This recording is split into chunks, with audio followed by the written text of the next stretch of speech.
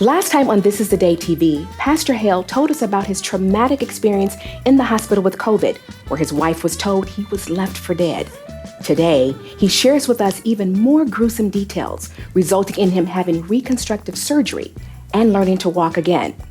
But later, we will see Pastor Hale walking out of rehab for the very first time after 3 months. Look at God. So I want you to stay with us for the conclusion of this miraculous story. This is the day the Lord has made. Let us rejoice and be glad in it. Hello, I'm Angela G. Barnes, and you're watching This Is the Day TV Ministries, where I'll be sharing inspirational, life-changing, faith-based stories of God's miracles still happening in our everyday lives. So come, join me right here as we journey together by faith and not by sight.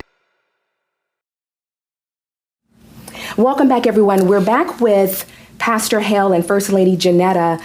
We ended up last time, Lady Jennetta, you were talking with us about the miraculous clearing of the infection from the trach. So tell us what's going on now. Is Pastor Hale, is he alert? Has he come to? What's going on now?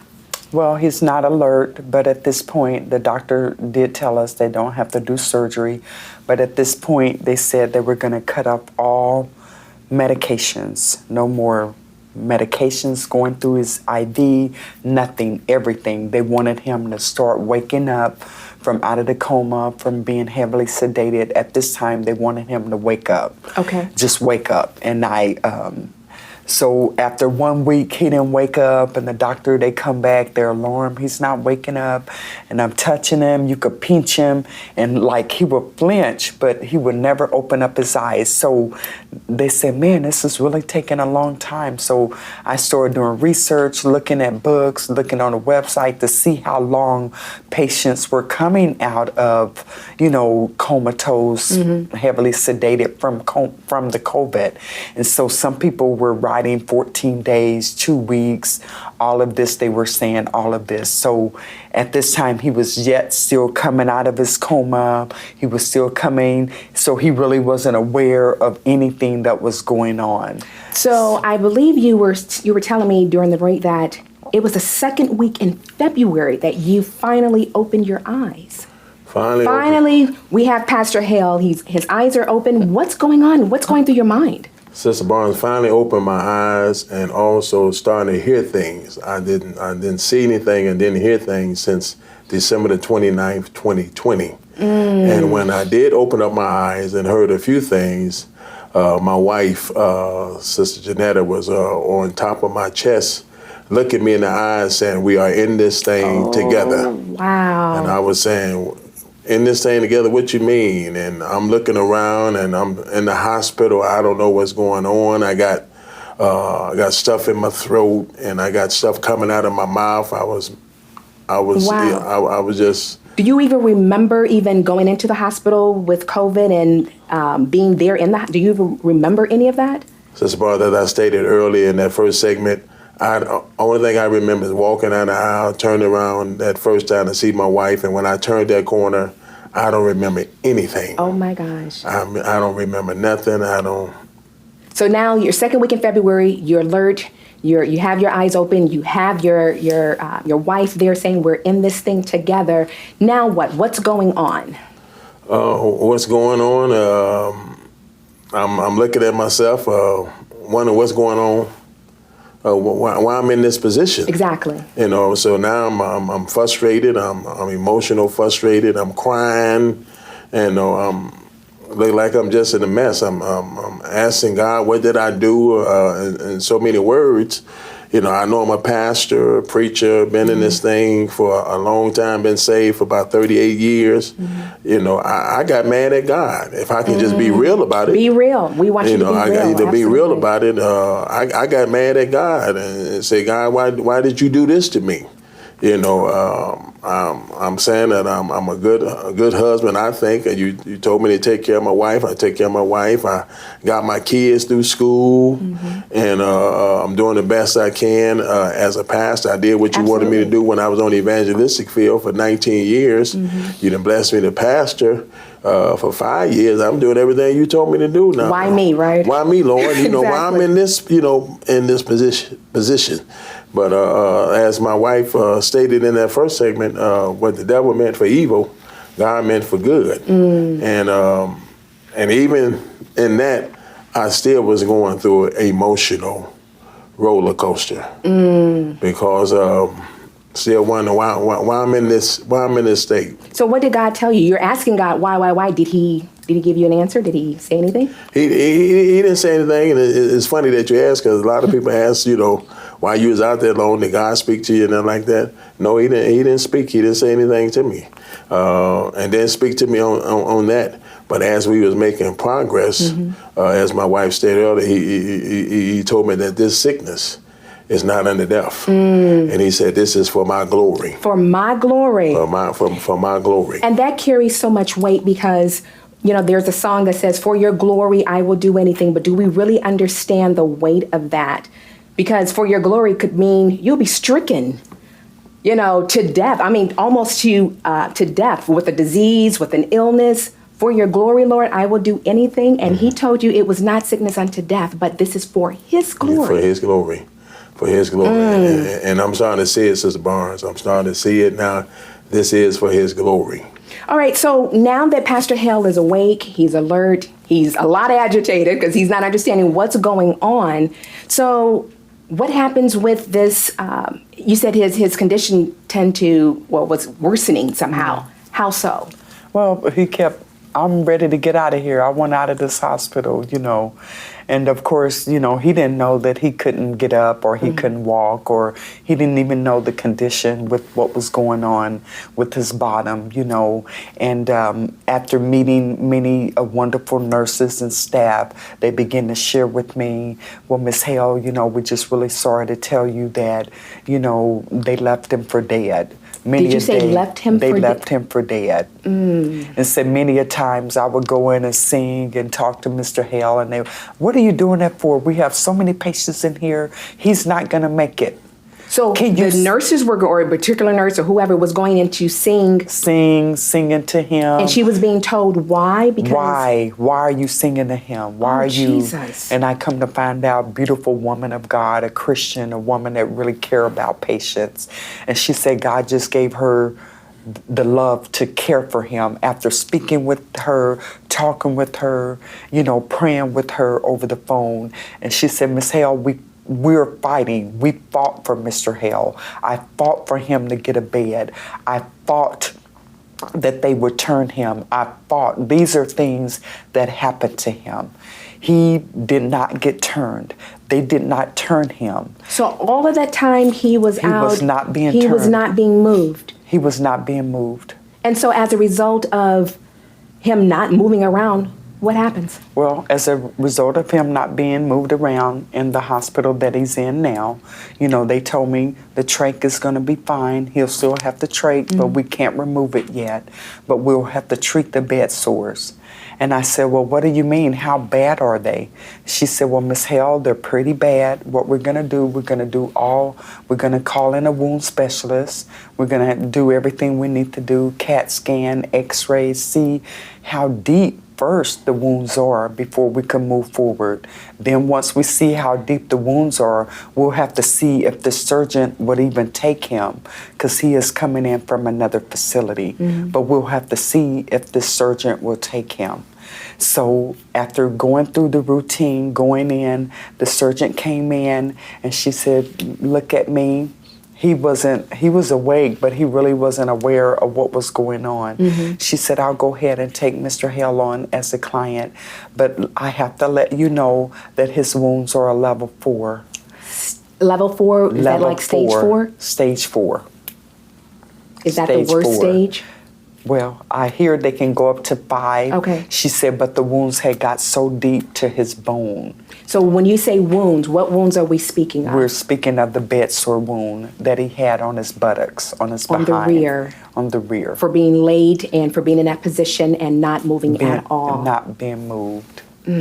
And so after she came in and they told me, after doing all the precautionary measures before they start treating him, she said, we'll have to do a bereavement, a debridement, I believe that's what they call it, where they go in and scrape the wound because it had asphalted at this time, meaning it had got so black that she had to go in and clean it. And I'm sharing this with him, and I'm not knowing, should I do this? Should I let him go home? We could treat this at home. And of course, we have friends and nurses all over the world. A dear friend in Baltimore that's a wound specialist. Miss Hale, my sister, you don't want to do that. Let them treat him, because people die from bed sores. And I was like, well, what are we saying? What is this? What do you mean people die from this? I'm like, I'm new to this. Yeah. Don't know. But at a level stage 4, that sounds very critical. Very critical. So at this point now, she's cleaning the wounds. What are they telling you now? She's cleaning the wound. Not did he have 1 debridement. Not did he have 2. Not did he have 3. But on the 4th one, and he's like, at this point, he's in a wreck. Like, what do you mean you can't close it? I got to do this again? I got to do this again? And so she said, well, Mr. Hale, your wound's not ready. Your wound's not ready. And I can remember one day I'm signing papers for his life. And I'm like, Lord, I don't want to answer for him. And the Lord said, well, you have to right now. Absolutely. And so I can remember signing papers for the debridement, and I happened to glance over, because they take pictures of everything they do, and I happened to glance over and I almost fainted with what I saw. On your husband? Yes. The wound was so severe, I like, oh my God, I could have fainted with what I saw, but they went ahead and did that, and she said after the 4th one, the debridement didn't clear it up, so he ended up having 2 wound vacs. I don't know if you ever heard of that, but it's this device that they coat the wound area with plastic or some kind of device, and it sucks all the infection out. He had to have that done twice before she was able to close the wound. He lost a lot of weight. At this point, he had lost over 60 pounds. Oh, wow. Wow. 60 pounds from everything that he was going through. Wow. So you're dealing with 4 different wounds.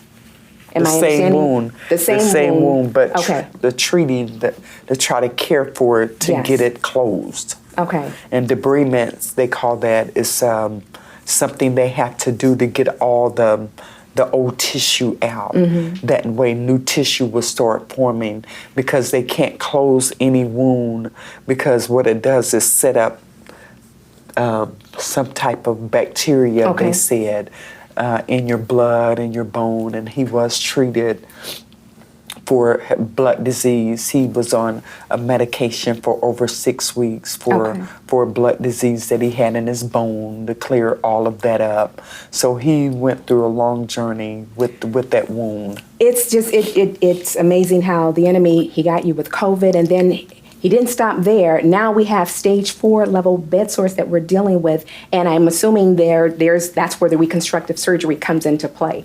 But we're going to take a quick break, because there's more that we want to talk about, because he also had to learn to walk again. He couldn't even walk on his own. So I want you to stay right there with us. We're going to take a quick break. We'll be right back.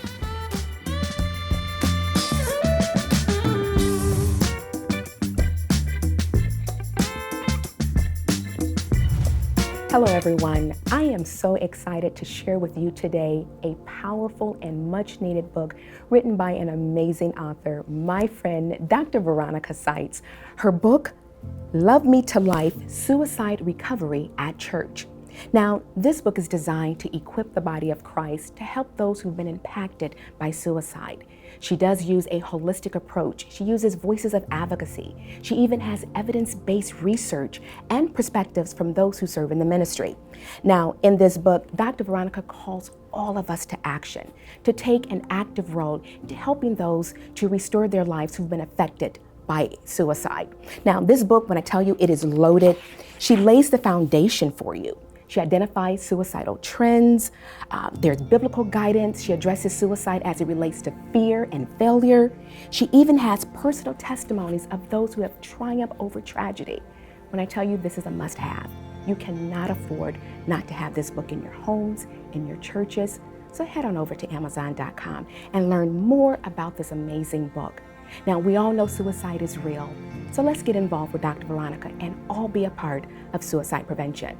Now, Dr. Veronica is not only just an author, she's a crisis and grievance counselor on a national and a local level. She's a chaplain, she's a speaker, a trainer, she's a coach. She wears so many hats. If you would like to get connected and learn more about Dr. Veronica's sites, visit her at conflictresolutionspeaker.com. Again, that's conflictresolutionspeaker.com.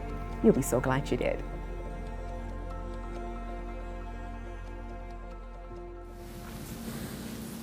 Welcome back, everyone. I'm here with Pastor Hale and First Lady Jennetta. So, First Lady, you were telling us about the bed sores and the condition. They were stage 4. So, what's going on with the bed sores, and where did this play a role in as far as having reconstructive surgery? Well, again, after the doctor came in, after they finally was able to get the wound clean and ready for closing, after the second debridement, after the second wound vac, because he had the device on him, and they took him in for surgery. She said, a surgery like this, as large as this wound is, we'll have to use a cadaver, or we will have to graft skin from another location. But when they got back there to do the 5.5-hour surgery, she came out and she told me the wound has been closed, Miss Hale. We were happy, praising God. I called the saints. I put everybody on speaker and Zoom and told them the wound is closed. We were so grateful. And she said, and the wonderful miracle is that Mr. Hale had lost so much weight that I was able to do a rotational flap with all the skin that was left from him losing weight. So she used all that his own skin and closed the wound. Thank you, Jesus. And so he had staples all the way around his bottom. The rear area, yeah. The rear, staples all the way around. So she said he's going to be in recovery. Once he go to recovery, he'll be in a sand bed for 14 days. He can't move. He'll have to be on his bottom, no movement, nothing. As if he wasn't on his bottom for, 2 months already. So. But this sand bed was a device bed that it had sand and it would beat. It was a bed that would beat that wound and it would stimulate blood circulations to that area. And that's what it did for 14 days. And do mind you, he was on the sand bed before the surgery because they were trying to keep that area clean, new tissue, everything flowing to that area. So after the 14 days, that's when he told me, I'm ready to walk. I'm ready to get up out of this bed. So you're ready to move. You've been there far too long. So what's going on with you now? You're awake, and I take it the surgery. You've already gone through the surgery. Now what? Because I do believe you said you had to learn to walk again. Tell us about that. I had to learn how to walk again. Like she stated, I was on my backside for 14 days. Additional 14 days. Additional 14 days, and in that process, they cleaned it every day. They cleaned every day. My lovely wife makes sure that they did the right procedure every day. And thank God for my wife. I wish we had another segment to talk about my wife, but man, she was Johnny on the spot. But they did it for 14 days, and they said, all right, let's get up and walk. And when I got up to walk, Sister Barnes, I fell right back down on the bed. Could not walk. Could not only walk, I could not even sit up. Could not sit up. And so thank God for the rehab people there was just so encouraging. When I didn't have no encouragement, they encouraged me. Yes, So, well, yes. that's all right. We'll come back tomorrow. Wow. And I'll be praying, Lord, help me, give me strength. Excuse me. So the next 2 days, I sat up and they was clapping, and I'm looking at, why y'all doing all this clapping? I said, well, you ain't sat up in like 3 or 4 months, you know. I said, oh, okay, then. They said, we're going to give you a day, then we're going to come in and get you to stand. Now, I've been standing most of my life. Yes. But now I'm a little intimidated. I'm a little scared. Right. Because I ain't stood in so long. My feet ain't touched the ground in almost 4 months. Yes. And so they came in there, and I sat up, and they did everything, and I was straining to get up. And so I got up and stood for about 3 seconds and fell back. Oh, wow. But the rehab people was clapping and all that. And I'm like, why they say you ain't stood on the ground in 4 months. So this is progress to them. This is progress. It was much progress to them. They was encouraging me. She was praying for me. My church was praying for me. Thank God for my church, Fountain of Praise. They was praying for me. My family was praying for me. My friends across this great nation was praying for me. And then after that, you know, I walked. I didn't never walk forward at first. I walked side to side. Looked like I was dancing. Okay. But I wasn't dancing. Okay. You know, it was kind of like a spiritual dance. Yes, but I wasn't dancing, so I was going like 2 or 3 steps to the right. Mr. Hale, now, can you get back to the bed? I said, I think I can. So 2 steps to the left. Now, step backwards now. And then don't flop back, just sit down. Yes. Sat down. Left my hands, crying, giving God all the glory for what He done did for me, and so now they were saying, with the great surgeon that took care of me, she said, I think he can go to rehab now. I said, I don't want to go to rehab. I want to go home.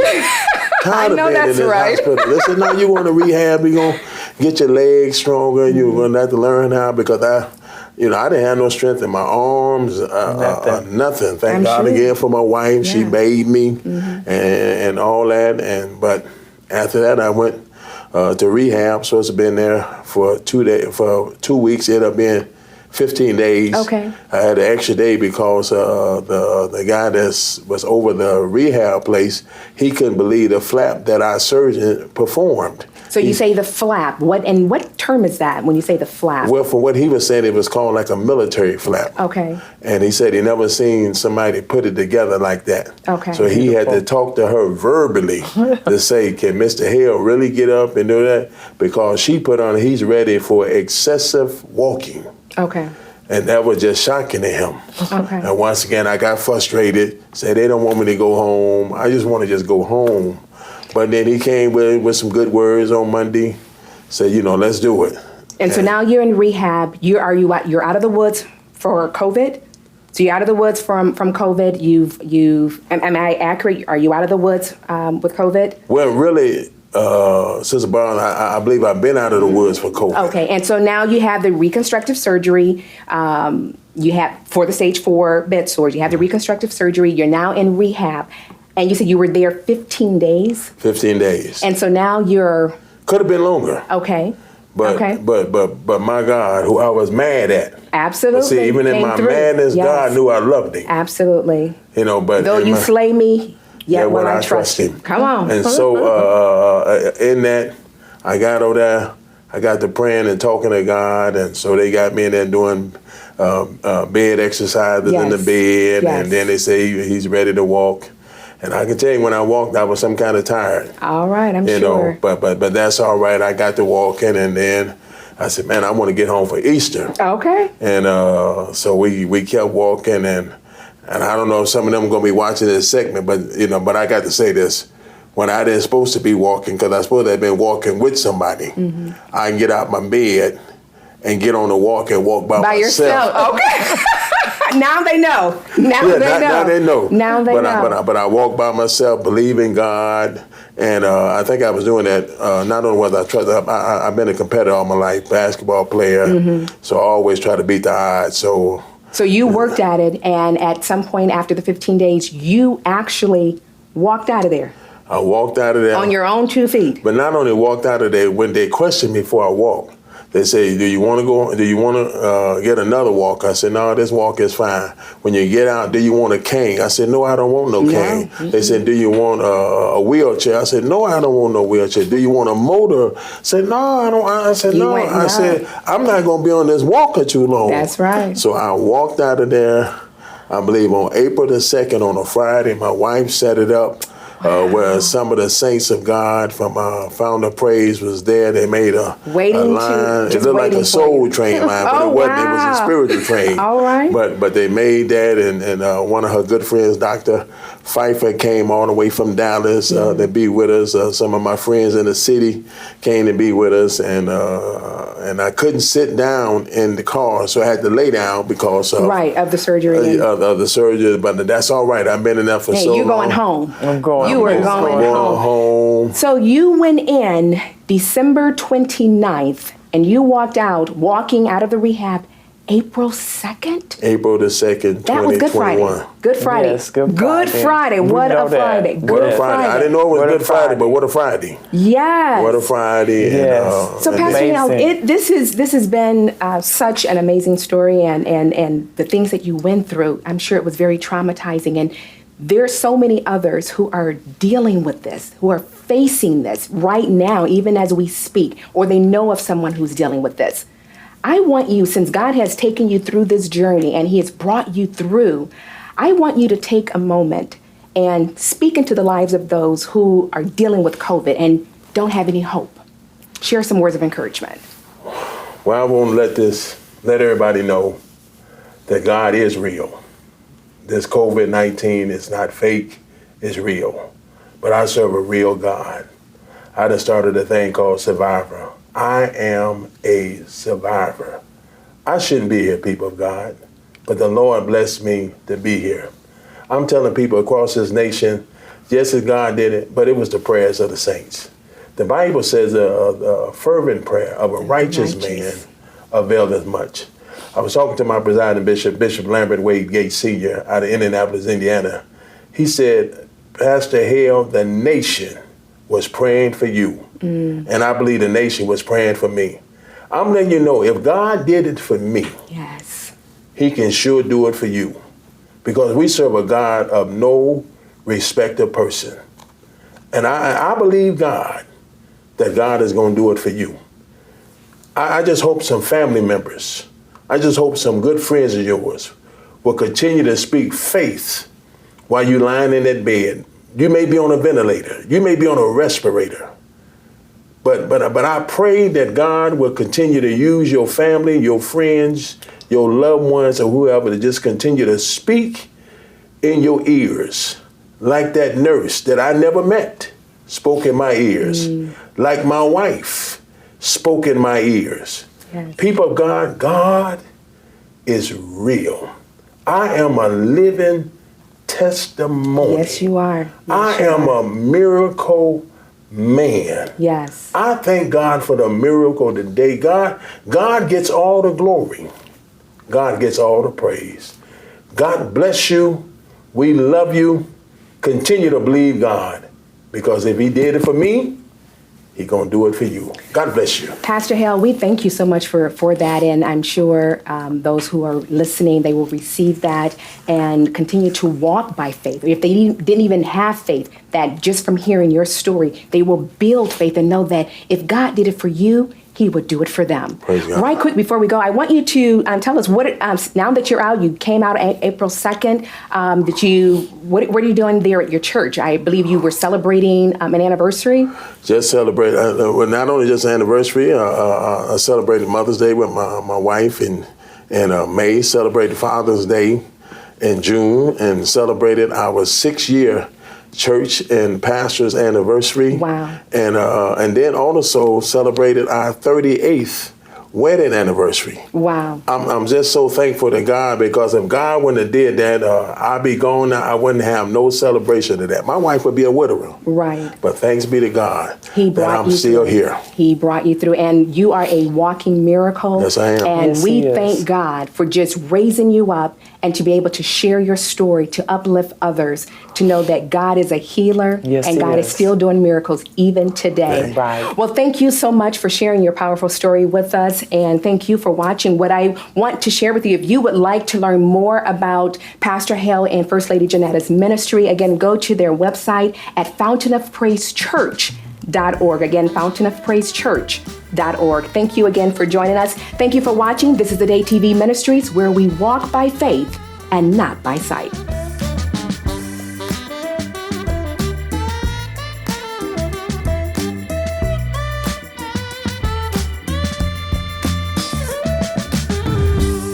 Thank you for watching and joining us today. As always, your prayers are very appreciated. But if you would like to support this ministry, you can visit us at GoFundMe, then search This Is the Day TV Ministries.